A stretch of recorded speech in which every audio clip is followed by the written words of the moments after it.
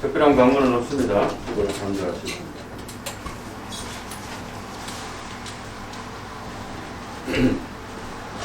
오늘은 누가복음 4장 42절에서 44절입니다.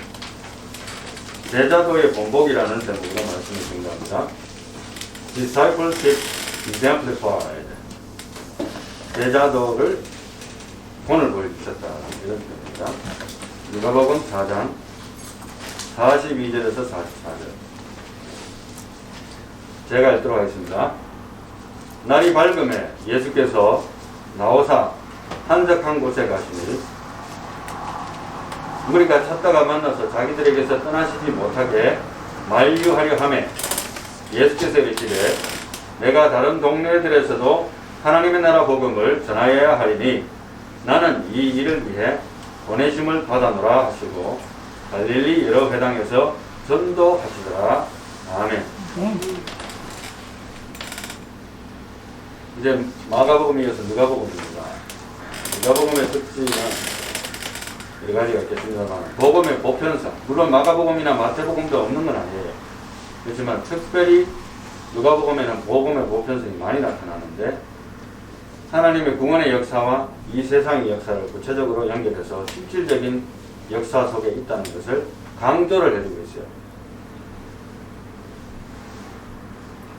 특별히 이제 3장 1절에서 2절을 제가 읽어보면은 디베르 황제가 통치한 지 15해 곧 본디오 빌라도가 유대의 총독으로 헤롯이 갈릴리의 분봉왕으로 그 동생 빌립이 이두레와 드라고니 지방의 분봉왕으로 루사니아가 아빌레네의 분봉왕으로 안나스와 가야바가 대제사장으로 있을 때에 하나님의 말씀이 빈들에서 사가랴의 아들 요한에게 임한지라.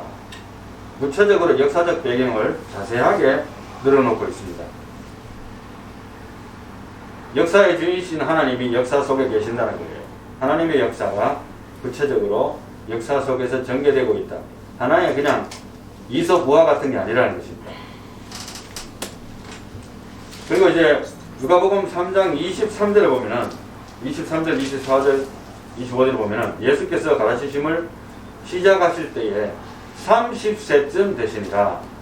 사람들이 아는 대로는 요셉의 아들이니 요셉의 위는 헬리요, 그 위는 마따시요, 그 위는 레위요, 그 위는 멜기요, 그 위는 안나요, 그 위는 요셉이요, 그 위는 마따디아요, 그 위는 아모스요, 그 위는 나훔이요, 그 위는 에슬리요, 그 위는 낫게요.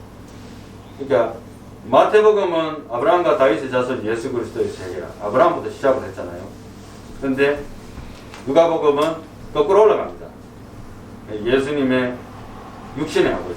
여기서 올라가면서 거꾸로 올라가고 결국 제일 위에는 아담까지 올라가요. 그게 굉장히 구체적으로 역사를 있는 그대로 지금은 노력을 많이 했어요.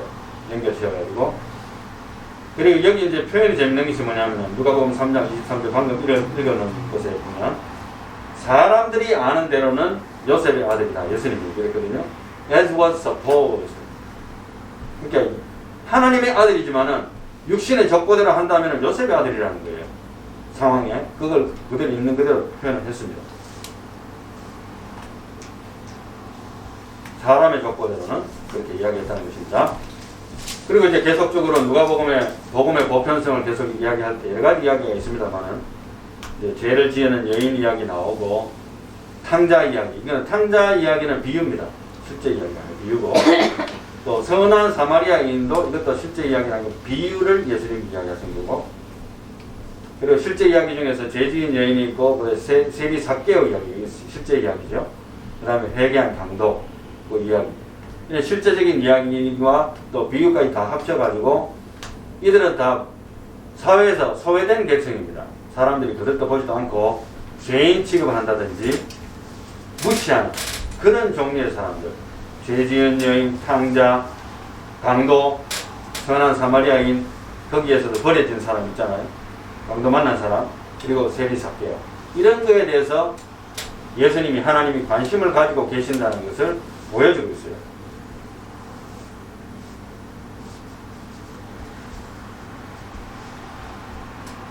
그리고 이제 누가복음의 복음의 보편성의 특징 중에 하나는 여성들을 상당히 많이 언급을 하고 있는데, 마리아와 엘리사벳, 안나, 이 세 사람은 예수님의 탄생과 더불어서 연결되는 이야기가 앞에 나오고 있고요. 그 다음에 이제 나인성 과부, 그리고 예수님을 섬긴 여인들이 이야기가 나오고 있고, 또 마리아와 마르다 이야기가 또 나오고 있습니다. 상당히 여성들의 활약에 대해서 언급을 많이 하고 있어요. 여기 이제 안나라는 여인이 나오는데, 누가복음 2장 36절에 보면은 아셀 지파 바누엘의 딸 안나라는 선자가 있어 나이가 매우 많았더라. 그가 결혼한 후 7해 동안 남편과 함께 살다가 과부가 되고 84세가 되었더라.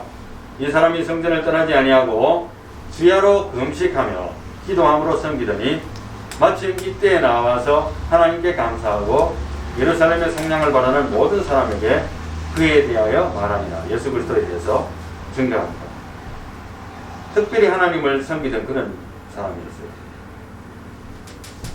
그리고 이제 나인성 과부의 이야기가 7장 11절 이하에 나오는데, 그 후에 예수께서 나인이라는 성으로 가실새 제자와 많은 무리가 동행하더니 성문에 가까이 이르실 때에 사람들이 한 죽은 자를 메고 나오니 이는 한 어머니의 독자요 그의 어머니는 과부라. 그 성에 많은 사람도 그와 함께 나오거늘 주께서 과부를 보시고 불쌍히 여기사 울지 말라 하시고 가까이 가서 그 관에 손을 대시니 맨 자들이 서는지라. 예수께서 이르시되 청년아 내가 내게 말하노니 일어나라 하시네. 죽었던 자가 일어나 앉고 말도 하거늘 예수께서 그를 어머니에게 주셨다. 여인에 대한 언급이죠. 과부에 대한 하나님의 사랑을 보여주고 있습니다. 그리고 이제 8장으로 넘어가면은 예수님을 섬긴 여자들에 대해서 나오고 있어요. 8장 1절에서 3절을 보면 그 후에 예수께서 각 성과 마을에 두루 다니시며 하나님의 나라를 선포하시며 그 복음을 전파하실새 12제자가 함께하였고 또한 악귀를 쫓아내신과 병고침을 받은 어떤 여자들 곧 7 귀신 나간 자 막달라인이라 하는 마리아와 막달라 마리아가 7 귀신 나간 그 케이스입니다. 그 마리아와 헤롯의 청지기 부사의 아내 요한나와 스산나와 다른 여러 여자가 함께하여 자기들의 소유로 그들을 섬기더라. Contributing to their support out of their private means. 우리는 그 떡 5개와 물고기 2마리로 5,000명 먹이고 그런 이야기만 잘 알잖아요. 실제로는. 그러나 실질적으로 예수님의 하나님의 아들인 당신이심에도 불구하고 그 미니스트리에 있어서 수많은 여성들이 따라다니면서 자기들의 주머니를 틀어가지고 서포트 했다는 것이 기록이 잘 되어 있습니다. 누가복음에 아주 상세하게 기록이 되어 있어요. 왜 예수님이 그게 필요했을까? 그 미니스트리에 하나님은 그 사람들의 헌금과 서포트에 대해서 예면하지 않는다는 것을 보여주고 있죠. 그리고 이제 마르다와 마리아는 이제 10장에서 나타납니다. 그 이야기는 생략하도록 하겠습니다. 그리고 이제 누가복음이 다른 복음서에 비교해서 좀 특별한 점들은 기도에 대한 것이 좀 특별한 게 있는데요. 중요한 순간마다 기도하시는 예수님의 모습이 잘 나타나 있어요. 요단강 세례 때, 그리고 하루 일과 후에, 또 12제자를 택하시기 전, 자신의 죽음과 부활에 대한 말씀 전, 70인 전도 여행 보고 때, 그 외에도 여러 가지 사건을 통해서 예수님이 순간순간 중요한 시점마다 기도하시는 모습을 묘사를 해주고 있어요. 누가는. 그리고 아울러서 곳곳에서 성령의 역사가 굉장히 중요하다는 것을 누가가 표현을 해주고 있습니다. 그리고 또 누가복음에는 예루살렘과 성전에 대해서 강조를 하고 있는데 9장 51절에서 19장 45절까지 이 사이에는 예루살렘으로 예수님께서 가시는 그 예정 가운데서 일어나는 일들을 표현하면서 하나님의 성전을 향해서 나가면서 이제 성전의 완성은 결국에는 예수님의 몸입니다. 십자가죠. 그러나 그 예정을 통해서 말씀을 전가하시면서 예정을 보여주고 있습니다. 그리고 이제 결국에는 우리가 누가복음을 보게 되면 저자가 누군가 하는 생각을 할 수밖에 없는데 저자는 누가입니다.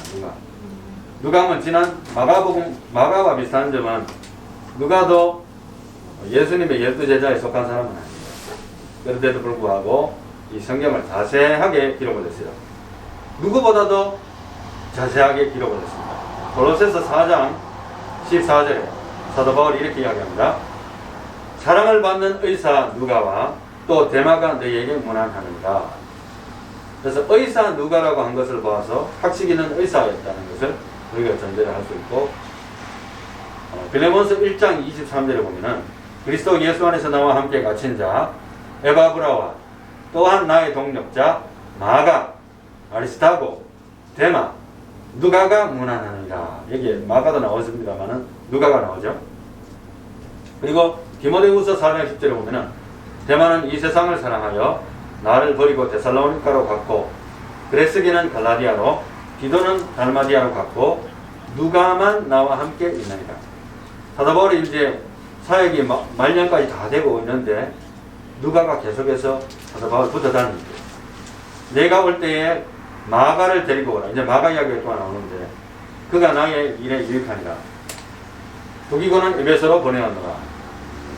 이제 지난번에 마가 복음을 할 때 제가 언급을 하지 않았습니다만은, 마가는 바나바의 조카라고 이야기했잖아요. 또 마가 요한이라고도 불려져요. 좀 헷갈리긴 한데 마가 요한이라고 불렸는데 그는 예수님의 12제자 요한하고 틀린 사람입니다. 그래서 마가 요한이라고 하는데 바나바의 조카 마가 요한을 데리고 갈 생각을 하고 있던 바나바였는데, 바울은 마가 요한이 1차 여행 도중에 돌아갔다는 사실을 이유로 해가지고 갈 수 없다고 심하게 다투게 됩니다. 그래서 결국에는 바나바는 마가 요한을 데리고 떠났고, 마가를 데리고 떠났고, 바울은 대신 실라를 데리고 떠납니다. 갈라서죠. 그렇다고 해서 하나님의 일이 진행되지 않는 건 아니에요. 각자 자기의 길로 갔지만 선교 활동을 갈라서서 합니다. 그러한 일들이 있었지만은 이 디모데후서 4장 10절에서는 11절에서는 말하기를 마가를 데리고 오라. 그가 나의 일에 유익하니라. 사도 바울이 생각해 보니까 그가 간 것이 꼭 자기의 이익이라든가 하나님을 배신한 건 아니더라고요. 그걸 이제 생각하게 되는 거예요. 이 미니스트리도 목회를 하다 보면은 어떤 사람이 나를 떠나갔다고 해서 그 사람이 반드시 나를 배신했다고 생각하면 극단적인 생각입니다. 이게 사도 바울도 조금 그런 생각을 했을 가능성이 있어요. 사람이기 때문에. 그렇지만 하나님의 일을 하는 데는 어떤 사람이 중도 탈락했다고 해서 그 사람이 하나님을 배신했다고 말할 수는 없어요. 자기의 길을 가기 위해서 잠시 쉴 수도 있고, 그래서 선교사들도 가끔 가다가 안식년이라는 게 있잖아요.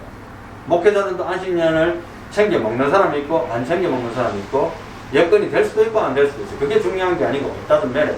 중요한 것은 우리가 판단을 함부로 하면 안 된다는 거예요. 네. 하나님의 사역을 하는 데 있어서 한 사람은 이러 하고 한 사람은 저러 합니다.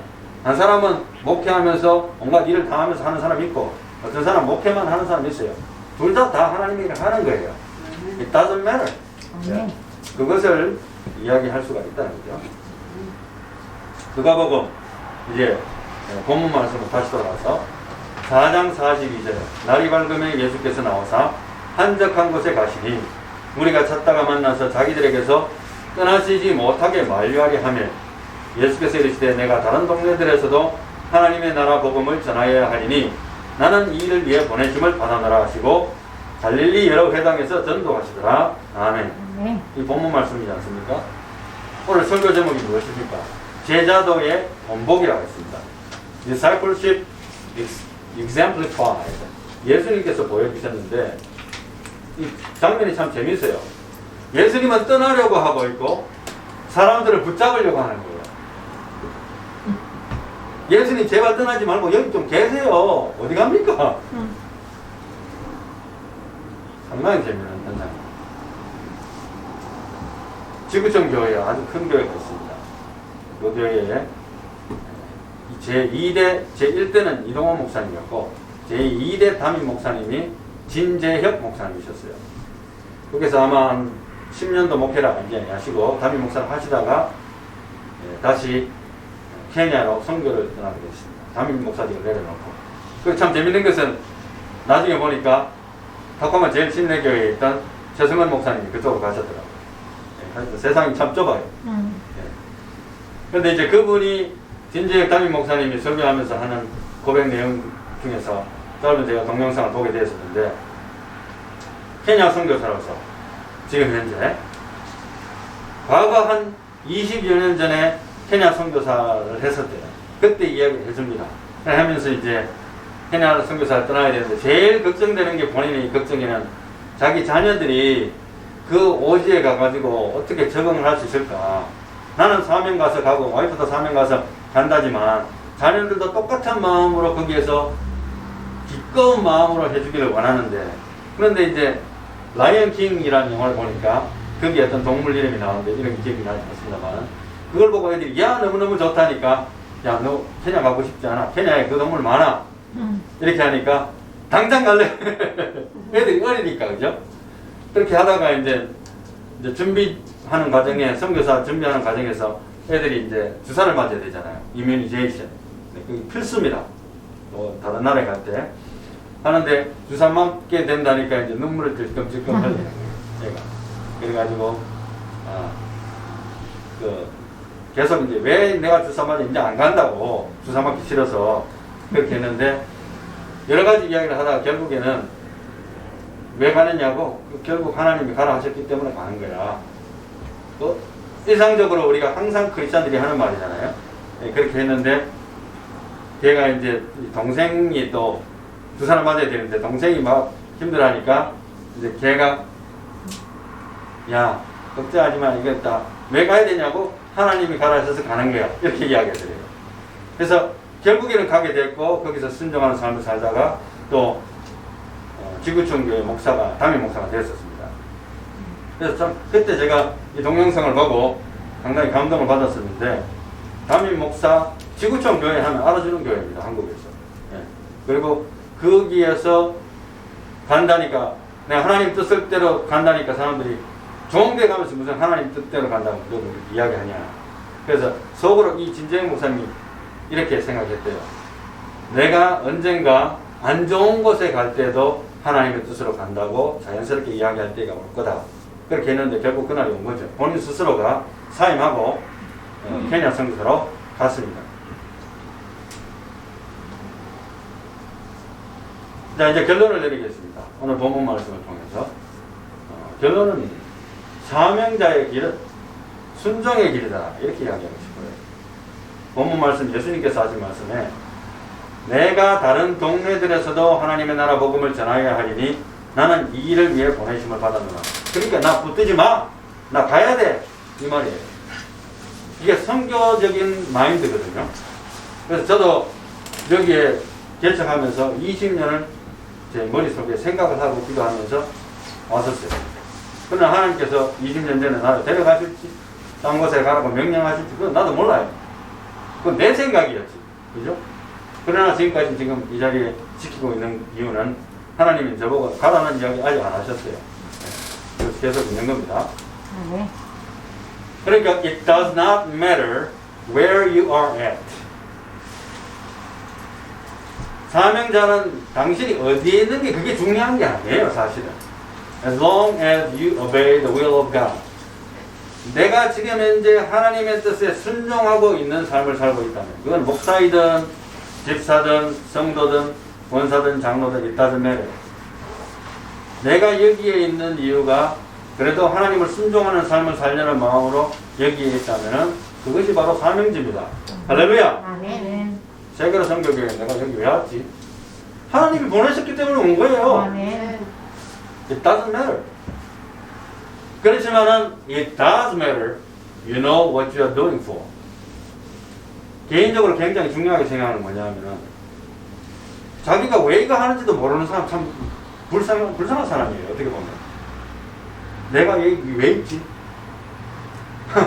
그런 질문이 계속해서 떨어지면서 해결을 못 찾는 사람, 목회자든 성도든 내가 이 교회에 꼭 있어야 되나? 상당히 미안한 생각이 들어요. 얼마나 안타까워요. 이왕 있는 거 기꺼운 마음으로, 감사한 마음으로, 아 여기가 내 사명지구나. 아멘. 하나님이 말씀하기 전까지는 여기가 내 자리구나. 아멘. 굉장히 중요한 이야기입니다. 진재영 목사뿐만 아니라 모든 목사들이 다 그런 생각 가지고 걸어가야 된다고 저는 믿어요. 아멘. In the end, 결국에 뭡니까? 결국에 남는 것은 내가 지금까지 걸어온 길, 지금 그리고 내가 지금 현재 걷고 있는 길, 내가 앞으로 걸어가야 하는 앞으로의 길이 하나님이 원하시는 길인가 아닌가 하는 그것이 바로 문제인 거예요. 아멘. 거기에 내가 응답하고 순종하고 있는 상태에 있는가. 그보다 제일 중요한 거는 과거보다는 현재가 더 중요하고 또 현재와 더불어서 미래가 중요합니다.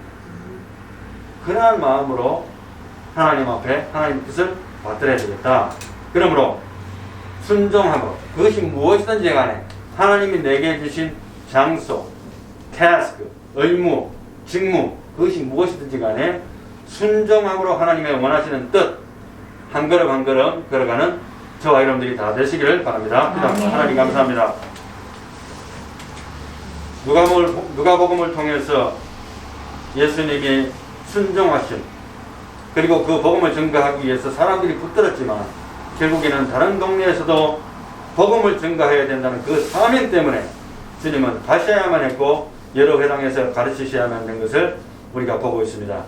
아버지 하나님이여, 내가 지금 현재 여기 있는 것, 제가 여기에서 성도들과 교제하며 이 교회를 섬기는 것이 나의 뜻이 아니라 하나님의 뜻으로 말미암아 된 것임을 확실히 믿고 순종하는 삶을 살아가는 모든 성도들이 될 수 있도록 저희들을 축복해 주시옵소서. 아멘. 예수님 이름으로 기도하옵나이다. 아멘. 아멘. 찬양하라 주여